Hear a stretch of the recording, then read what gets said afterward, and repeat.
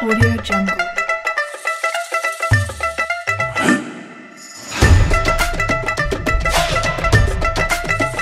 Audio Jungle.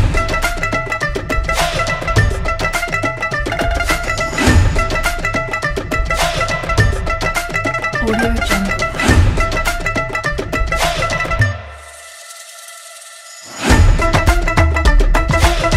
তো তোমাদেরকে পুরো পাঞ্জাব ঘুরিয়ে নিয়ে চলে এসেছি বাড়িতে। আসলে আমি এখনো বেরোইনি আর পাঞ্জাব ঘুরিও নি। তো পাঞ্জাব ঘোরার আগে প্রথমে ঘর থেকেই তোমাদেরকে ব্লগটা শুরু করছি। তো hello guys, welcome back to my channel and also welcome back to my channel blogger Pallavi Das. তো আজকে দেখো পুরো সুটকেস ঘুরছিয়ে ফেলেছি। আর তোমরা তো জানো আমি হানিমুনে কোথায় যাচ্ছি, কিন্তু পাঞ্জাবের দৃশ্য দেখে ভাবছো যে কি হঠাৎ পাঞ্জাবে কেন চলে গেলাম। তো কাশ্মীর যেতে গেলে না পাঞ্জাব হয়েই অ্যাকচুয়ালি যেতে হবে। তো যার জন্য শুধু পাঞ্জাব হয়েও না অনেক জায়গা দিয়ে যাওয়া যায়, কিন্তু আমরা গেছিলাম পাঞ্জাব দিয়ে। তো যার জন্য আমরা বেরিয়ে পড়লাম আর চলে গেলাম প্রথমে হচ্ছে পাঞ্জাবে। তো বেরোনোর আগে সবার সাথে দেখা করে প্রণাম করে বড়দেরকে, তারপরে ঠাকুরকে প্রণাম করে এই যে দেখো লাগেজ ঢুকিয়ে নিয়েছি। তো এবার বেরিয়ে পড়ছি। তো চলো, আর কে আমাদেরকে ছাড়তে যাচ্ছে দেখো, এদিকে পাপা আর হচ্ছে ভাই আমাদেরকে ছাড়তে যাচ্ছে।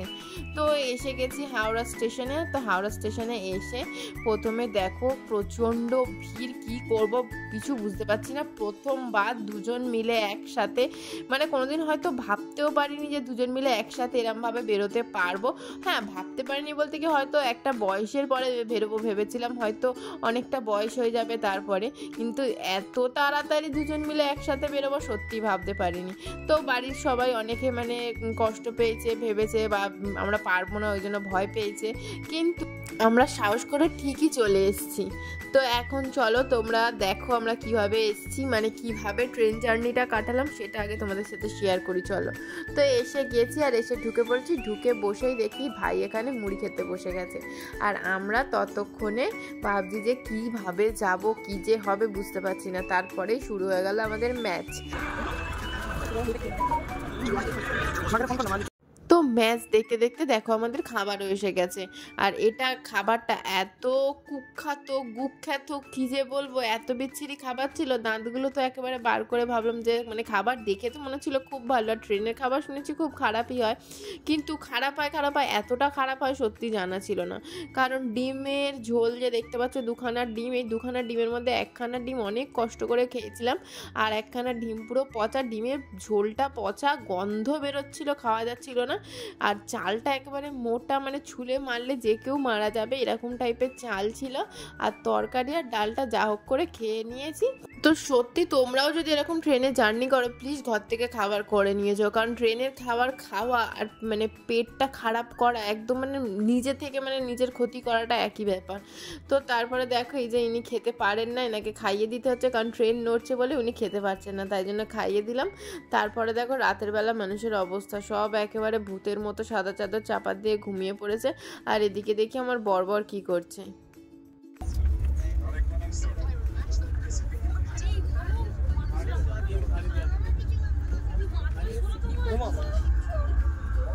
আমি তো ভাবলাম মনে হয় ঘুমিয়ে পড়েছে, তারপরে দেখি না বসে আছে, নির্ঘাত কোনো মেয়ের সাথে হচ্ছে চ্যাটিং ব্যাটিং করছিল, সে বাদ দাও।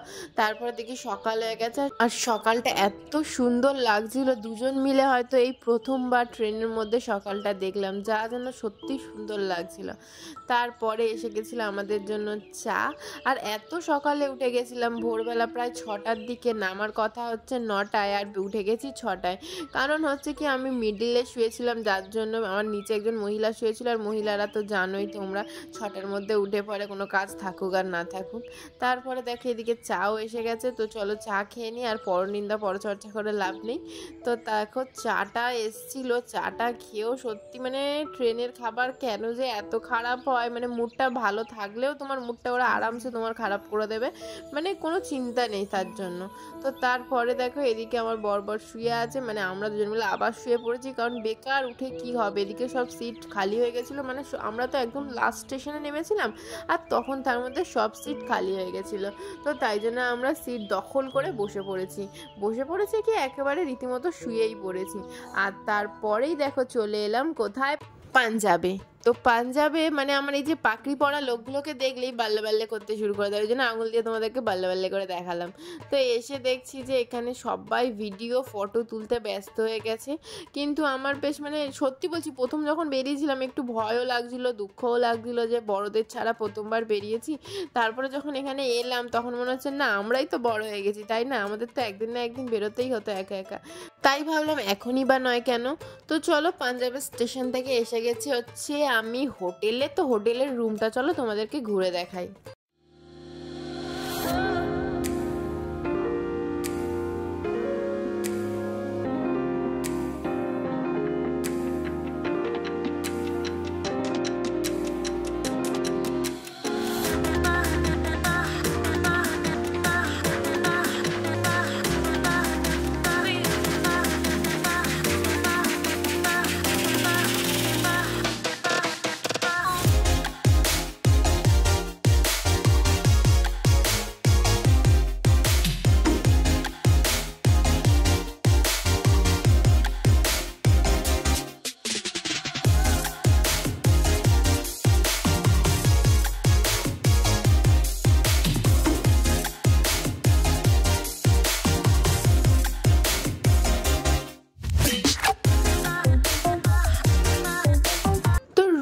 বাথরুম পুরো বাইরের ভিউ জানলা দিয়ে সবটাই তোমাদেরকে দেখিয়ে দিলাম। তো তোমাদের কেমন লাগলো আমাকে কমেন্ট করে জানাও। হ্যাঁ, আর তারপরেই এসে খেয়ে নিলাম পাঞ্জাবি খাবার, সেটা কি কুলচা, যেটা আমি সিরিয়াসলি কোনো দিন খাইনি, এতটা টেস্টি হয়। আর পাঞ্জাবি দেখছি সব খাবারই প্রচণ্ড টেস্টি। এই কুলচা খাওয়ার পরে পাঞ্জাবি আর একটা খাবার খেয়েছিলাম বেরিয়ে, সেটা সন্ধেবেলা, সেটাও তোমাদেরকে দেখাবো যদিও। সেটা হচ্ছে ফুচকা, পুরো সুজির ফুচকা ছিল আর ছিল হচ্ছে আটার ফুচকা আমাদের মতো, কিন্তু আমি বুদ্ধি করে ভাগ্যি সুজির ফুচকাটা খেয়েছিলাম। আর সুজির ফুচকাটা যা সুন্দর খেতে না, আমাদের ওখানে যেরকম কিপ্টের মতো আলু দিতে চায় না, এখানে তো একদম ভরে ভরে আলু দিচ্ছে। তারপরে আবার কি তো তোমার মিষ্টি জল আর টক জল একসাথে দিয়ে দিচ্ছে, আহা কি টেস্ট, সিরিয়াসলি এরকম ফুচকা আমি লাইফে খাইনি। তো আজকে হচ্ছে হানিমুনের আমার ফার্স্ট ডে, আজকেই এসছি। আর আজকে এসেই চলো দেখো আমি রেডি হয়ে আমরা দুজন মিলে বেরিয়ে পড়ছি। তো আমার বড় একটা ট্র্যাক প্যান্ট আর গেঞ্জি পরে যা সকাল দিয়ে এসে পড়েছে সেইটাই পরে বসে আছে। আর আমি তো মেয়ে বলে কথা, আমাকে তো একটু সেজে গুজে বেরোতেই হবে, আবার আমার হানিমুন বলে কথা। আর পাঞ্জাবে গিয়ে দেখছি সিরিয়াসলি এরম টাইপের ড্রেস কিন্তু মানে কেউ পরেনি, একেবারে সবাই একেবারে সালোয়ার স্যুট পরে আছে, আর কেউ হয়তো জিন্স টপ পরে আছে একদম নর্মাল, হ্যাঁ স্লিপলেস পরে আছে, কিন্তু একদম পা দেখার মতো কোনো ড্রেসই ওখানে নেই। তো আমার গিয়ে প্রথম পরে তো একটু মানে খারাপ লাগছিল, আমি প্রথমে বুঝতে পারিনি যে এরকম টাইপের ড্রেস এখানে কেউ পরে না। তো তারপরে তো দেখলাম যে কি আরও 2-1 মেয়ে এরকম টাইপের পরেছিল, যার জন্য একটু কনফিডেন্সটা বেড়ে গেছিলো, খুবই কম 2-1 তাও। তারপরে ওখানে উঠে পড়লাম টোটোতে। তো এইবার যাবো হচ্ছে জালিয়ানবাগ, আর তারপরে যাব হচ্ছে স্বর্ণ মন্দির। তো এই দুটোই তোমাদেরকে দেখাবো, তো দেখার জন্য অবশ্যই আমাকে ফলো কর। আর একটুখানি দেখে স্কিপ করে কিন্তু কেউ পালিয়ে যাবে না, হ্যাঁ পুরোটা তোমাদের দেখতে হবে, কারণ এখান থেকে তো তোমাদেরকে আমি কোথায় নিয়ে যাব, কাশ্মীরও তো নিয়ে যাব না, তার জন্য তো তোমাদের পুরোটা দেখতে হবে। তো চলো এইদিকে দেখো ছেলেগুলো আবার কি বলে গো আমাকে। তো ছেলেগুলো সেই নতুন ডায়লগ শিখেছে না, সেই ক্যামেরাম্যান ফোকাস কর ওরম টাইপের কিছু একটা বলে যাচ্ছিলো, যেহেতু আমি ভিডিও করছিলাম। তো আমি ওই জন্য ওদেরকে একটু ফোকাস করে তোমাদেরকে দেখিয়েও দিলাম। তো তারপরে দেখো এখানে কি আছে, যে ফুচকার কথা বলেছিলাম দেখেছো, আমাদের মতো স্টাইলের কিন্তু এখানে ফুচকা পাওয়াও যায় না, ওরমভাবে বসেও না, আমাদের মতো একেবারে প্লাস্টিক ভরে অত করে বসে না, একদম ছোট্ট একটা লম্বা টাইপের প্লাস্টিকের মধ্যে ফুচকা নিয়ে বসে। অ্যাকচুয়ালি এই ফুচকাগুলো মানে দেয়ও হচ্ছে তোমার 20 টাকা 6টা, যেখানে আমরা 5টা পাই না 10 টাকার। আর হয়তো এটা বানানো টাফ, সুজির ফুচকা বলে কথা, এটা তো আটা ময়দার ফুচকা নয় যে বেলেক হয়ে গেল। সুজির ফুচকা আই থিঙ্ক প্রচণ্ড টাফ, ওই জন্য এরা কম করেই বানায়, কিন্তু টাকাটা একটু বেশি নেয়। টাকাটা বেশি নেয় বলতে কি এমন কিছু বেশি নয়, কারণ আমাদের ওখানে তো এখন 10 টাকার 5টা হয়ে গেছে, তো এখানে 20 টাকা 6টা হওয়া স্বাভাবিক। তো তারপরে দেখো আমরা একটু ফটোগ্রাফি করে নিয়েছিলাম।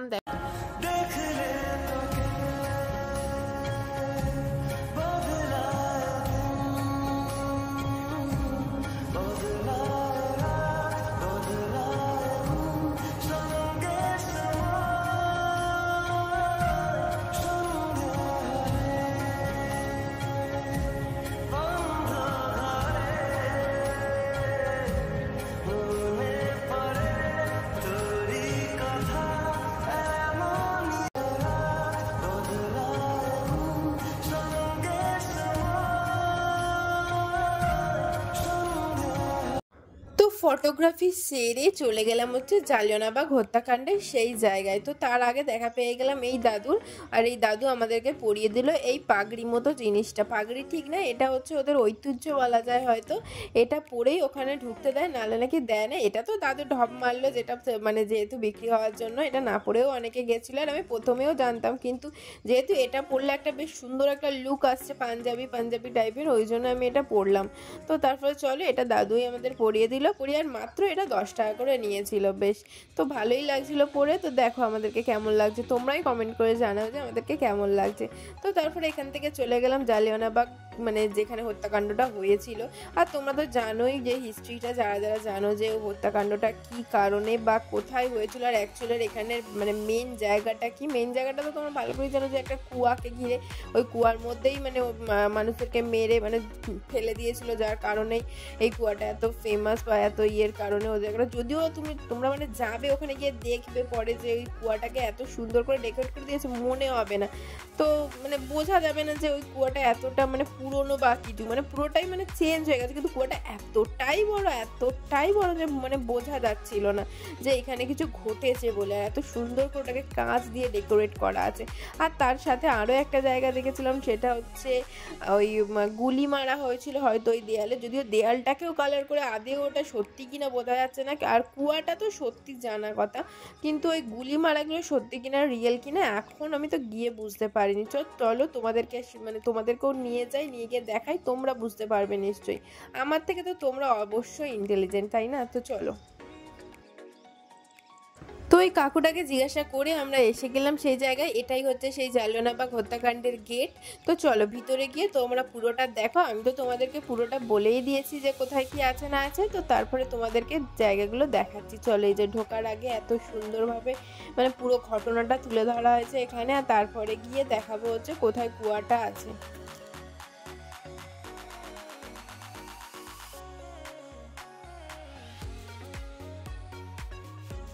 আর ঢুকেই হচ্ছে এদিক থেকে হচ্ছে মেন এন্ট্রি, এখান থেকে ঢুকেই হচ্ছে তুমি কুয়াটা দেখতে পাবে। তো চলো যাই।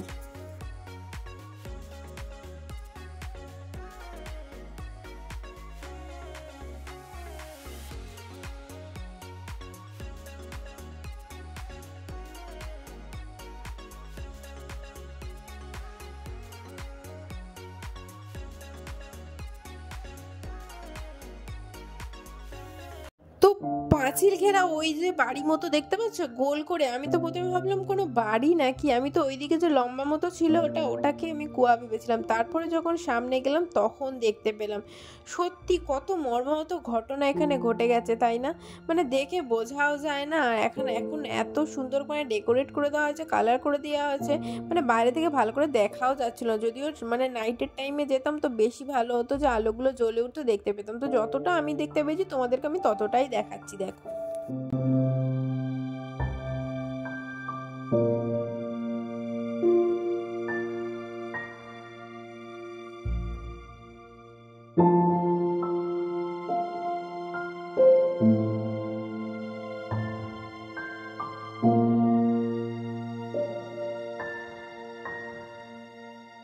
তারপর চলে এলাম, দেখো সেই গুলির জায়গাটা, এখানটায় যে দেয়ালে গুলি মারা হয়েছিল, তো সেই জায়গাটা এসে গেলাম। তো আমি সত্যি, আমার এখনো বিশ্বাস হচ্ছে না যে এখানে যে এত বছর আগে সেই গুলিমালার মানে যে দাগগুলো বা যে গর্তগুলো এখনো আছে, আমার তো একদমই বিশ্বাস হচ্ছে না। তো তারপরে ওখান থেকে চলে গেলাম হচ্ছে আস্তে আস্তে করে, চলে গেলাম বলতে কি আস্তে আস্তে বেরিয়ে এলাম, কারণ আর দেখার মতো তেমন কিছু ছিল না। আর যে লম্বা মতো স্তম্ভ মতো ছিল ওইটা অ্যাকচুয়ালি আমি জানিও না কি ছিল। তো যাই ছিল, চলো তোমাদেরকে দেখাচ্ছি। যদি তোমরা কেউ জেনে থাকো যে এটা অ্যাকচুয়ালি হিস্টোরিক্যাল এটার ব্যাপারটা কি, তোমরা যদি জেনে থাকো প্লিজ আমাকে জানাও। সত্যি আমার জানার ইচ্ছা আছে, কিন্তু আমি সত্যি এটা জানি না এইটার ব্যাপারটা কি।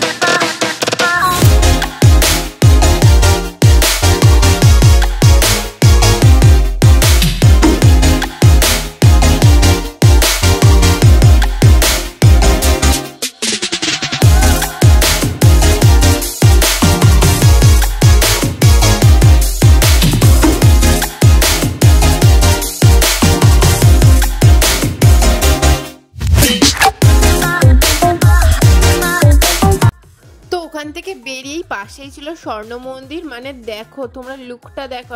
এই সময় আমাদেরকে একজন, এই পাঞ্জাবে বেরোনোর পরে আমাদেরকে একজন বললো এই সময়টায় যেতে, তো এই সময়টা এসে এত সুন্দর দৃশ্য দেখতে পাবো সত্যিই ভাবিনি। তো এই দৃশ্য মানে আমাদেরকে নয় তোমাদেরকে দেখাচ্ছি। দেখো এই যে মানে স্বর্ণ মন্দির এত সুন্দর সূর্যের আড়াল থেকে মানে যেন উঁকি মারছে। তো দেখার পরে আমি তো আচ্ছা করে ভালো করে কতগুলো ছবি তুলে নিয়েছি। এই দেখো এইদিকে আছে হচ্ছে নীলকণ্ঠ মন্দির আর এদিকে হচ্ছে তোমার স্বর্ণ মন্দির। অসাধারণ সুন্দর, অসাধারণ লাগছিল। তো দেখো তোমরা, আমি আর স্বর্ণ মন্দির নিয়ে কোনো এক্সপ্লেনেশন তোমাদেরকে দেবো না, তোমরাই দেখো কতটা সুন্দর।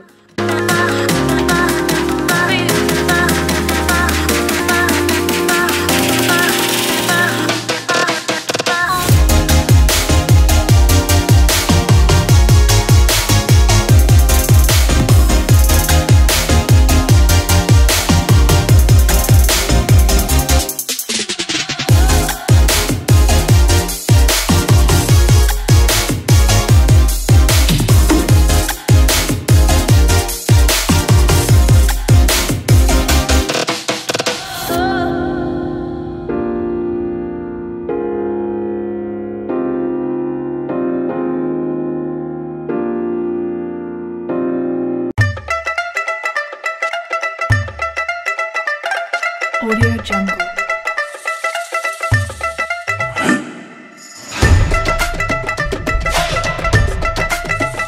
Audio Jungle.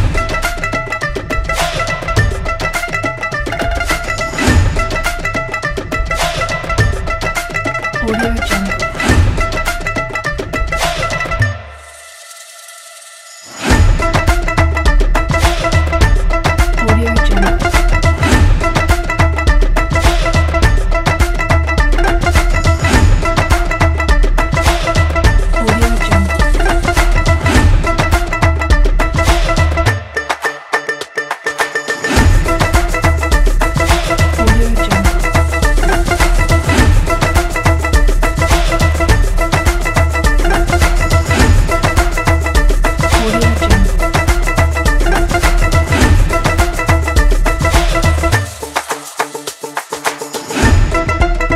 Audio Jungle. Audio Jungle. Audio Jungle.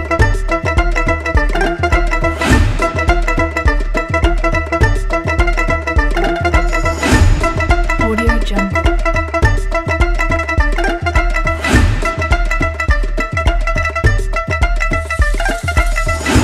Audio Jungle. Audio Jungle.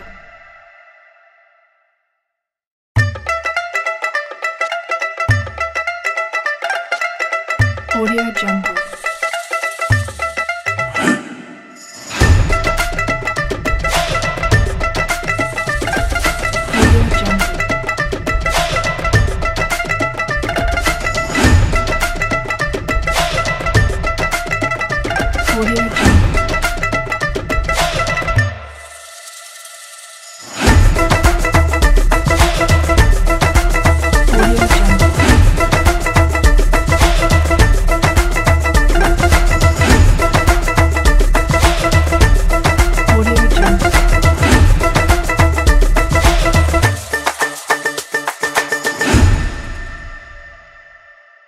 Audio Jungle.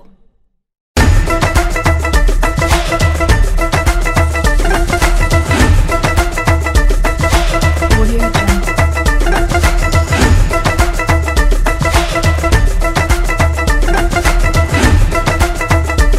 Audio Jungle. তো তোমাদেরকে স্বর্ণ মন্দির দেখে কেমন লাগছে বলো? ভালো লাগছে?